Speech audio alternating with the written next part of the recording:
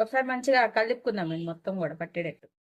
ఇప్పుడు మొత్తం ఇలా కలుపుకున్నాం కదా, మొత్తం పచ్చి వాసన కంప్లీట్ గా పోవాలండి. కొంచెం కూడా ఉంచుకోకూడదు. కంప్లీట్ గా పోతే కంప్లీట్ గా డ్రై అయిపోతుంది.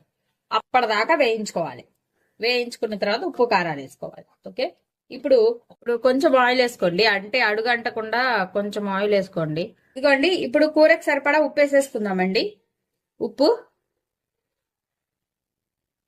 అదిగోండి ఆ రోస్ట్ లో తీసుకోవాలి. మొత్తం పచ్చికారం పోయినప్పుడు మొత్తం కూడా మీకు పచ్చి వాసన అనేది మొత్తం డ్రై అయిపోతుందండి. డ్రై అయిపోయేదాకా మాత్రం వేయించుకోవాలి. ఇప్పుడు కారం వేసుకుందాం. కొంచెం వేసుకొని అదిగో కలిదిప్పుకుందాం మొత్తం కూడా.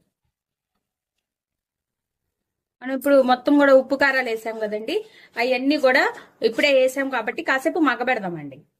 ఆ వేడికి కొంచెం సేపు రోస్ట్ చేయించుకుందాం. ఇదిగోండి అంతా అయిపోయింది. ఇప్పుడు కొబ్బరి ఫ్రై అయిపోయింది. ఇప్పుడు మనం ఒక గిన్నెలోకి తీసుకుందాం. అంతే అండి, కమ్మటి కొబ్బరి ఫ్రై రెడీ అయిపోయింది. ఈ వీడియో కనుక మీకు నచ్చినట్టయితే ప్లీజ్ లైక్ చేసి, షేర్ చేసి, సబ్స్క్రైబ్ చేసుకోండి. థ్యాంక్ యూ ఫర్ వాచింగ్ సాగేస్ రెసిపీస్.